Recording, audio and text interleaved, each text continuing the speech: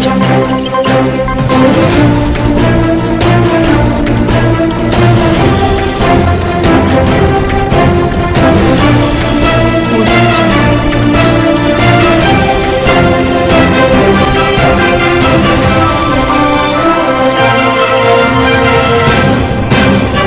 भर के प्रायोजक हैं Martiya jewels, AK tent and caterers. Sai प्रणाम। सिटी वन में आपका स्वागत है। आप देख रहे हैं दिन भर। मैं हूं आलोक सिंह। आगे बढ़ने से पहले एक नजर सुर्खियों पर। जिला निर्वाचन अधिकारी की अध्यक्षता में आयोजित की गई चुनाव संबंधी महत्वपूर्ण बैठक, सभी आला अधिकारी रहे मौजूद।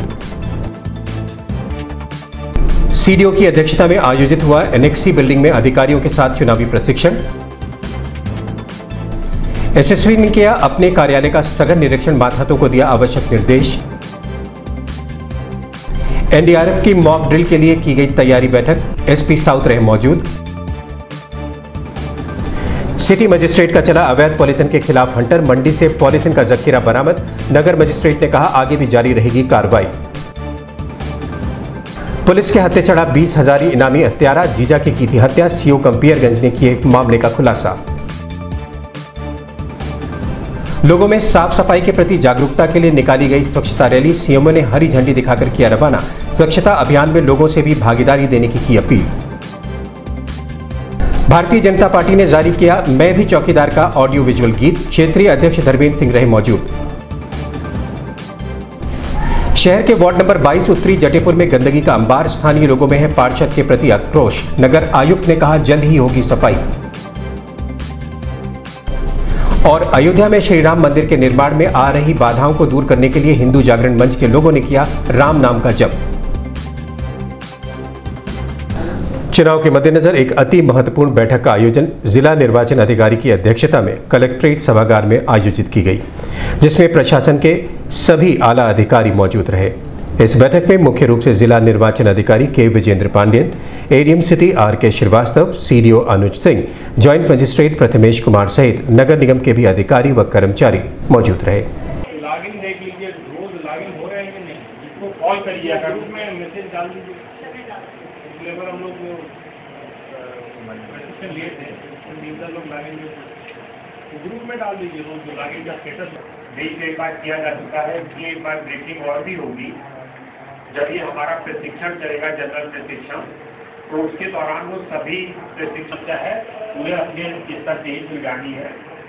जब उनके स्तर से न सुलझने की समस्या हो तभी ऊपर के अधिकारियों को वो कॉल करेंगे। सेक्टर 16 में स्टेट की इस समय ईवीएम की ट्रेनिंग चल रही है, तो उसे कनेक्शन करना, खुद करना, कनेक्शन, ताकि जो पहले 1.5 और 2 घंटे होते हैं जिसमें अफरा तफरी मचती है चुनाव में सारे देश भर में, वो चीज़ रिपीट नहीं होनी चाहिए। जब मशीन का कनेक्शन सही होगा, मॉक पोल सही हो जाएगा, तो ईवीएम अपना 7 बजे बिल्कुल तैयार होगी और समय से वोटर अपना मतदान शुरू कर देंगे। क्योंकि गर्मी 19 मई को बहुत ज़्यादा होगी, तो सारे वोटर कोशिश करेंगे कि जल्दी लाइन जल्दी से पहले। इसके अलावा उनको जनरल प्रशिक्षण सेक्टर मजिस्ट्रेट साहब को दिया जाएगा। और कोई डाउट उनके संबंध में हो, जो भी इनके प्रभारी अधिकारी तो आज यहाँ पर छुट्टी पर है, विवेकानंद देखता है कोई दिक्कत। अभी फोल्ड डे की कुछ 2 बंदे किसी और सर्कुलर में लगे थे, मैंने दे दिए हैं, तो वो उसको सर्कुलेट करा फोल्ड डे पे उन्हें ये सूचना दे दी। हाँ, मोहर भी लगेगी, जो मॉकपोल की पर्ची होगी उसके पीछे मोहर लगेगी। ये चीज़ ध्यान रखना है। सीधा 3:28 से प्रशिक्षण में इस बात को स्पेशली तैयारी है, क्या प्रोग्रेस है, क्या इसकी कहीं कोई फेल्योर, कोई कमी।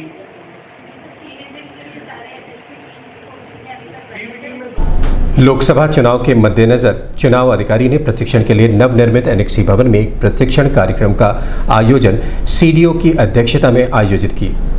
इस बैठक में मुख्य रूप से सीडीओ अनुज सिंह उपस्थित रहे, जिन्होंने चुनाव से संबंधित अधिकारियों और कर्मचारियों को चुनावी प्रशिक्षण का पाठ पढ़ाया।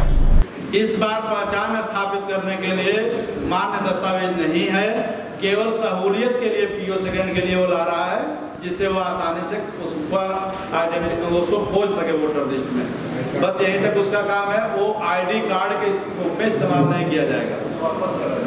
तो सुबह एक निर्वाचित नामावली जो अन्य प्रति है, एक प्रति जहां मतदाता एंट्री करता है अपने लाइन में, वहीं पर लटका दिया जाता है।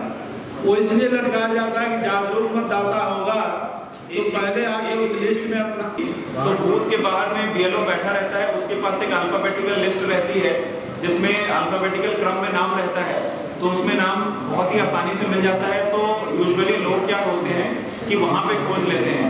कई बार वहाँ पे खोजने के पहले जो पार्टियों के जो बूथ बने रहते हैं, जो 200 मीटर के बाहर जो बनाने का है, बहुत सारे लोग वहाँ पे जाके पता कर लेते हैं कि साहब मेरा नाम किस क्रमांक पर है। तो अक्सर लोग अपनी पूरी सूचना लेके ही आते हैं, ठीक है। मतलब बहुत सारे लोग बीएलओ पर्ची पर ही निर्भर नहीं होते हैं, अधिकांश लोग अपना नाम खोज के ही लाते हैं, ठीक है। जो बीएलओ बैठा रहता है उसके पास एक अल्फाबेटिकल सॉर्ट एक रहता है पूरी लिस्ट का है, ठीक है, क्योंकि वो वेरीफाई करके ही उसका नाम उसमें जोड़ा जाता है। दूसरी बात ये है कि उस केस में अगर आपको शंका होती है उसको देख के कि नहीं उसकी उम्र 18 से नीचे लग रही है, भले उसकी आईडी में कुछ भी हो, तो उससे एक डिक्लेरेशन फॉर्म भरवाया जाता है। उसका प्रारूप होता है पीठासीन अधिकारी के पास। उसका वो प्रारूप भरवाने के बाद फिर उसको लेके मत डालने का, और उसको मत डालने से नहीं रोकेंगे अगर उसका नाम है। हमारे द्वारा स्थापित नहीं है, उसका कोई ऑथेंटिकेशन नहीं है कि वो सही है कि गलत है। वो आपके बस हेल्प के लिए पर्ची लेके आता है, उसका कोई उस निर्वाचन। वरिष्ठ पुलिस अधीक्षक ने अपने ऑफिस का निरीक्षण अपने मातहतों के साथ किया। इस निरीक्षण के दौरान एसपी सिटी विनय कुमार सिंह सहित अन्य पुलिसकर्मी मौजूद रहे। एसएसपी डॉक्टर सुनील गुप्ता ने अपने ऑफिस के चारों ओर पैनी निगाह डालते हुए साफ सफाई की व्यवस्था का जायजा लिया और जहां खामियां दिखीं उसके लिए उन्होंने निर्देश दिए।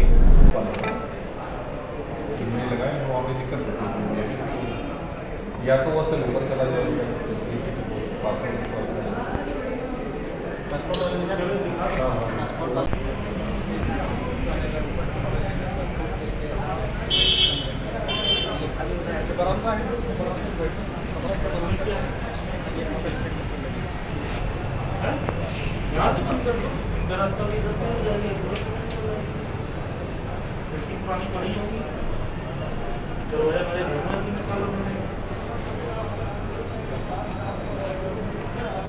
जी, जैसा कि आपको पता है कि सर्दियां ख़त्म पूरी तरह से होकर गर्मियों का आगाज़ हो चुका है, लिहाजा मौसम में बदलाव हो जाता है। ऑफिस की फाइलें, ऑफिस का रखरखाव इस समय बेहतर हो, इसको ध्यान में रखते हुए ऑफिस के जो कमरे हैं, जो भी सेक्शंस हैं, स्टाफ हैं, उनका भ्रमण किया गया, जिससे कि जो गर्मी की व्यवस्था है, पंखे, कूलर, पानी की व्यवस्था, साफ़ सफाई की, जिससे कि कर्मचारियों के मनोबल पर विपरीत प्रभाव ना पड़े और यहाँ पर आने वाले जनता को भी सुविधाएं मुहैया करा सकें, उसको देखते हुए आज एक छोटा सा भ्रमण रखा गया ऑफिस के बाकी अफसरों के साथ में, और कुछ दिशा निर्देश दिए गए और साथ में कुछ तय किया गया कि जनता के लिए और भी हम सुविधाएं बढ़ाएंगे। एक विश्राम स्थल या वेटिंग रूम बनाने की भी बात हो रही है कि एक जगह तय करके, और जिससे कि जनता को हम वहाँ पर विश्राम के लिए बैठा सकें।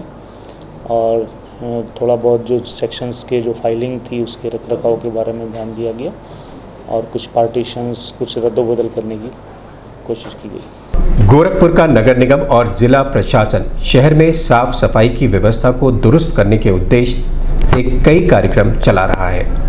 इसी कार्यक्रम के तहत स्वच्छता पखवाड़े का आयोजन किया गया, जिसमें स्वच्छता के लिए जागरूकता रैली निकाली गई। इस रैली में मुख्य रूप से जिला अस्पताल के कर्मचारी और एनसीसी के कैडेट शामिल थे। रैली को मुख्य चिकित्सा अधिकारी SN तिवारी ने हरी झंडी दिखाकर रवाना किया। ये स्वच्छता रैली शहर के प्रमुख चौराहों से होते हुए वापस जिला अस्पताल पर आकर समाप्त हुई। दरअसल इस रैली को रवाना करने का प्रमुख उद्देश्य लोगों में साफ सफाई के प्रति जागरूकता लाना है, जिससे कि नगर निगम के साथ साथ आम लोगों की भागीदारी भी गोरखपुर को स्वच्छ बनाने में बरकरार रहे।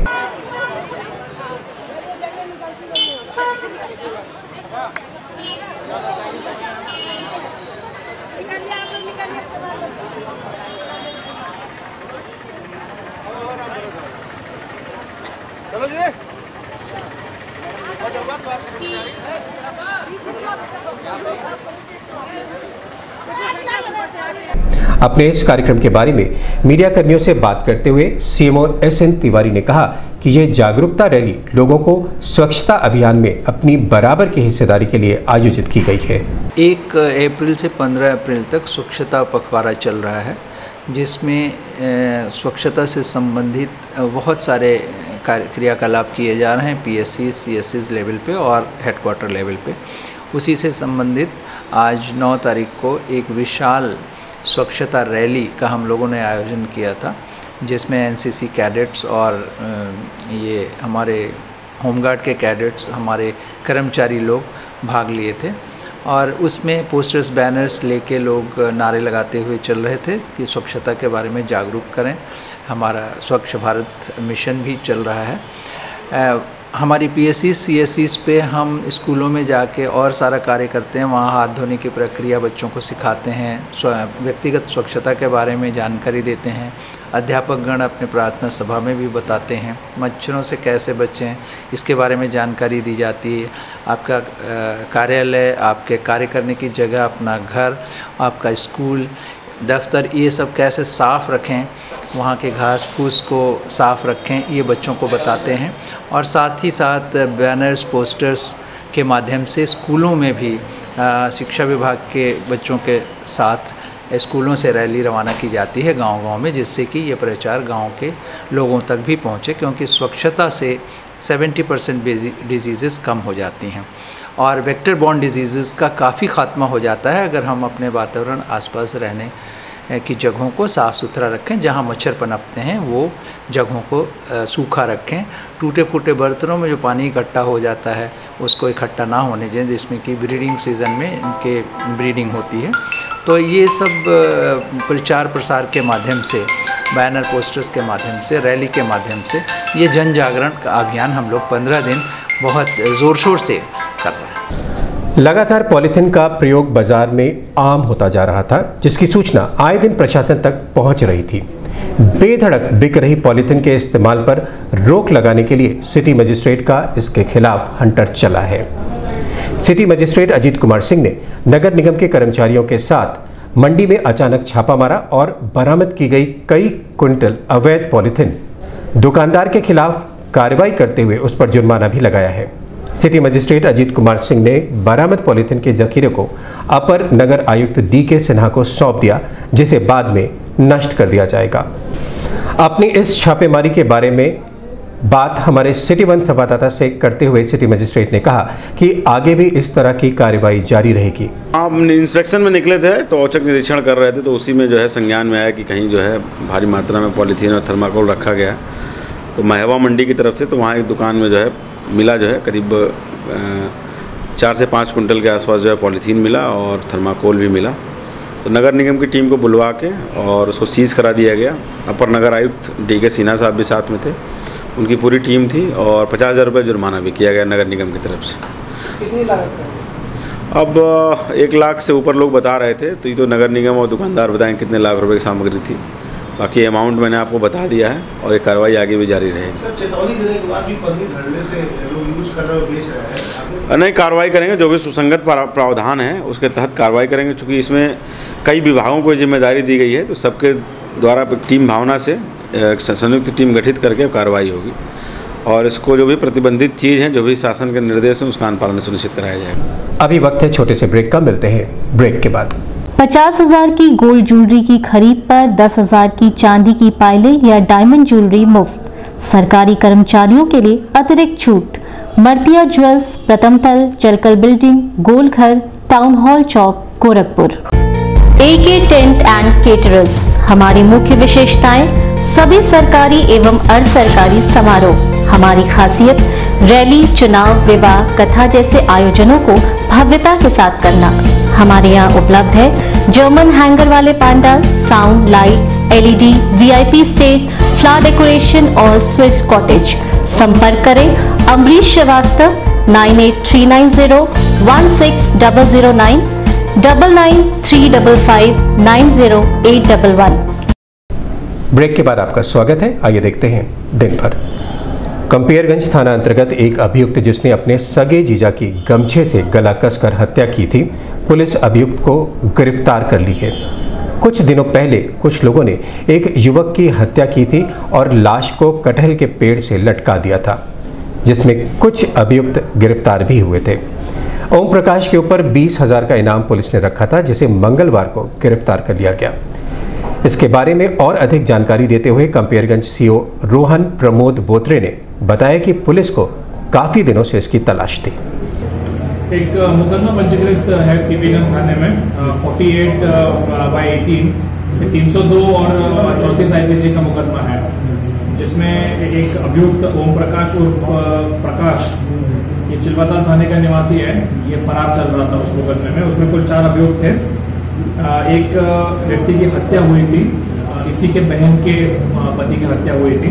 इन्हीं सब लोगों ने मिलकर उसकी हत्या की थी, परिवार वालों ने मिलकर हत्या की थी उसकी। इसमें MBW भी लिया गया था, पर फरार चल रहा था। फिर इसके ऊपर श्रीमान वरिष्ठ पुलिस अधीक्षक द्वारा 30,000 रुपये का इनाम इस पर घोषित किया गया। आगामी 9 और 10 अप्रैल NDRF की ओर से मॉक ड्रिल का आयोजन किया जाएगा, जिसके संबंध में एक बैठक का आयोजन केंद्रीय और प्रांतीय डिजास्टर मैनेजमेंट की ओर से किया गया। इस बैठक में मुख्य रूप से SP साउथ विपुल कुमार श्रीवास्तव मौजूद रहे, जिन्होंने इस मॉक ड्रिल की तैयारियों का जायजा लिया।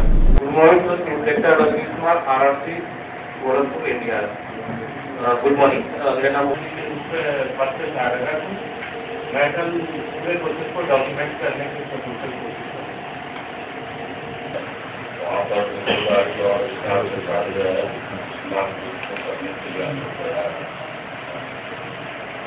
सौ बच्चों का रिहर्सल किया है और कल भी यही करेंगे जैसे आप।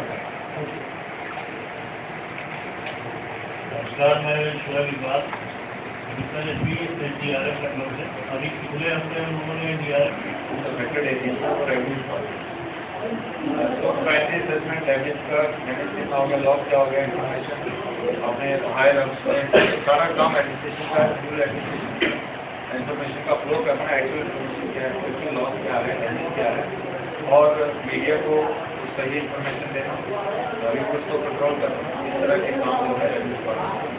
भारतीय जनता पार्टी ने चुनावी समर को जीतने के लिए मैं भी चौकीदार नाम के एक गीत का ऑडियो विजुअल क्लिप जारी करते हुए इसका विधिवत उद्घाटन किया। उद्घाटन के अवसर पर भाजपा के क्षेत्रीय अध्यक्ष डॉक्टर धर्मेंद्र सिंह, महानगर अध्यक्ष राहुल श्रीवास्तव सहित अन्य भाजपा कार्यकर्ता मौजूद रहे।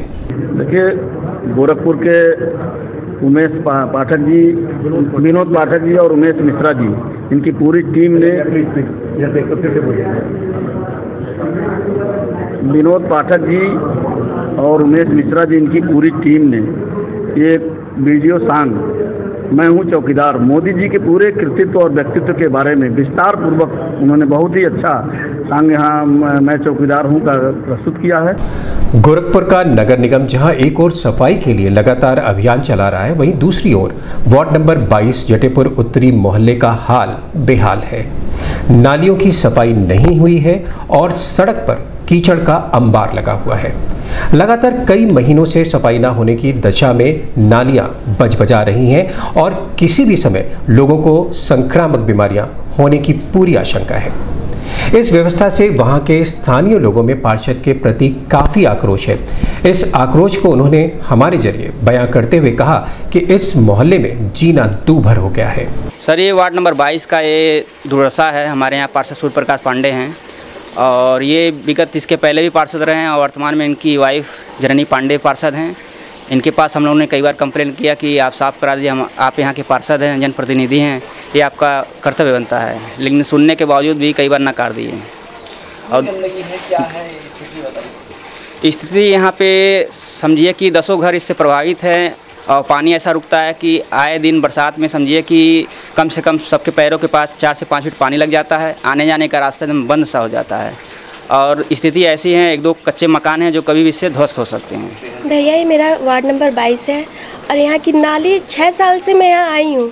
6 साल जब शुरू में आई थी ये रास्ता था आने जाने का, मगर उसके बाद ऐसी गंदगी आई। पिछले सभासद थे वो, उनसे हम लोगों ने कई बार कंप्लेन किया, नहीं उन्होंने किया। फिर नेक्स्ट हम उनको जिताया इसलिए कि वो सफाई करेंगे, मगर कई बार हम लोगों ने कहा तो 1-2 बार तो आके हल्का फुल्का कराए, लेकिन तीसरी बार कहते हैं जाके आप नगर पालिका में शिकायत मेरी कर दीजिए, कोई दिक्कत नहीं। यहाँ कोई मर भी जाता है तो बोला जाता है कि मेरे यहाँ काम है, आके सफाई कराइए, तो हल्का सा भेजते हैं, बस पानी कछवा देते हैं थोड़ा सा, उसके बाद कोई उनका रिस्पॉन्सिबिलिटी नहीं बनता है और नहीं तो था रूडली बोलते हैं वो। हमने बहुत ज़्यादा गंदगी है और हम लोग इससे बहुत परेशान हैं। आगे पीछे इतना गंदगी है कि इतना परेशानी है कि हम लोग सब कोई बीमार रहते हैं, घर भर का दवा चलता है। इसके लिए हम लोग निजात चाहते हैं कि सफाई होता ही नहीं, आसपास के ही लोग गंदगी करते हैं। शिकायत क्या है इसकी आपको? हमारी शिकायत है कि इसके लिए सफाई चाहिए। किसी से शिकायत किया है इसके बारे में? अब किससे करें? मुख्यमंत्री जी से कर सकते हैं हम लोग, और कौन किससे करेंगे? तो क्या उनके राज्य में इसकी वजह से पूरा मोहल्ला बीमार पड़ता है? हाँ, पूरा मोहल्ला बीमार पड़ता है, अगल बगल के सब लोग परेशान हैं इससे। भैया जैसे हम लोग वार्ड नंबर 22 में रहते हैं, जटेपुर उत्तरी, ठीक है। ये गोरखनाथ के एकदम सटे हुए मतलब क्षेत्र पड़ता है ऐसे, और यहाँ पे इतनी गंदगी है भैया, हमारे घर के सामने एकदम गंदगी पड़ जाती है। और नाले का पानी कभी कभी ऐसा हो जाता है कि घर के एकदम सामने भर जाता है। हम लोग ईंटा उंटा लगा के चलते हैं उस पर। हम लोगों ने सभासद से कई बार बोला ऐसे कि भैया इसको साफ़ करवा दी, तो वो कहते हैं सीधे कि हमसे नहीं हो पाएगा, तुम ये नंबर ले लो, वो नंबर ले लो, कंप्लेन कर दो यहाँ पे, ठीक है। तो हम लोग भैया ठीक है, तो हम उन मतलब कई बार फिर ये हुआ कि हम लोग नगर निगम भी कई बार अप्लाई किए, तो नगर निगम वाला भी वही नंबर देता है, सभासद का ही नंबर देता है। तब भी हम लोग बोलते हैं भैया, उन लोग नहीं सुन रहे हैं, तब वो भी सब चुप हो जाते हैं, कुछ नहीं बोलते हैं। और हम लोग एकदम मतलब गोरखनाथ क्षेत्र के एकदम पास में ही जटेपुर उत्तरी पड़ता है, मुख्यमंत्री आवास के एकदम बगल में ही। और मतलब ये भी नहीं हो रहा है कि भाई बगल में है मतलब कि सफाई किया जाए, ये किया जाए, कुछ नहीं है, ऐसा कुछ हो रहा है भैया। पूर्व नियोजित कार्यक्रम के तहत हिंदू जागरण मंच के लोगों ने अयोध्या में श्री राम के मंदिर के निर्माण में आ रही बाधाओं को दूर करने के लिए महानगर के बेतिहाता स्थित हनुमान मंदिर में राम नाम का जप किया। मंच के कार्यकर्ताओं का ऐसा मानना है कि प्रभु श्री राम के मंदिर के निर्माण में जो भी ताकतें बाधा डाल रही हैं, वह राम नाम का जप करने से अपने आप ही समाप्त हो जाएंगी और जल्द ही मंदिर निर्माण का रास्ता खुल जाएगा। अपनी इसी आशा और विश्वास के बल पर मंच के कार्यकर्ता राम नाम का जप कर रहे हैं।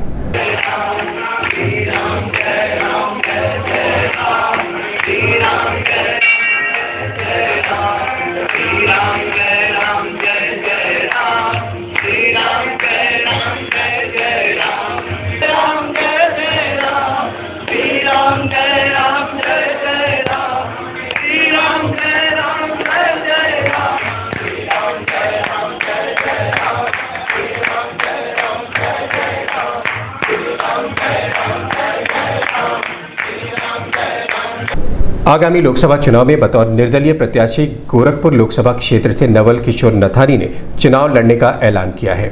नथानी ने कहा कि जहां एक ओर समाज बुरी तरह से जातिवाद और व्यक्तिगत आकांक्षाओं में बटा हुआ है, वहीं पर वह जनता के बीच जाकर केवल और केवल विकास के नाम पर वोट मांगेंगे।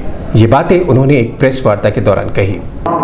हमने व्यापारी स्वराज पार्टी का गठन किया है और इस लोकसभा चुनाव में आने के पहले हम 2022 की तैयारी में लगे हुए थे, लेकिन इस सदन की लड़ाई में कहीं न कहीं हम अपनी आवाज़ को नहीं दे पा रहे थे। तो हम निर्दल प्रत्याशी के रूप में आपके बीच में आना चाहते हैं और मैं कम से कम 5 विधानसभाओं का नेतृत्व कर सकूं, आपके बीच जा सकूं, हर वर्ग विशेष की पीड़ाओं को देख सकूं।